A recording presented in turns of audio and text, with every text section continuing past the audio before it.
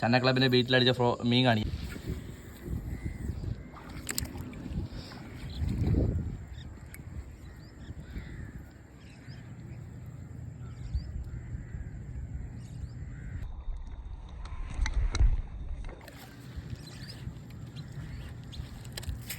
Miss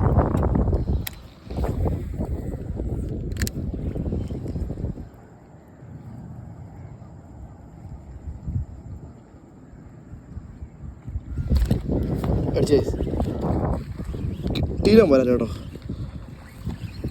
നമ്മുടെ frog ഏതാ കണ്ടു, വലിയ കുഴപ്പം കേട്ടോ. ഒരു 1/2 കിലോ റേഞ്ചൊക്കെ വരും കണ്ടോ.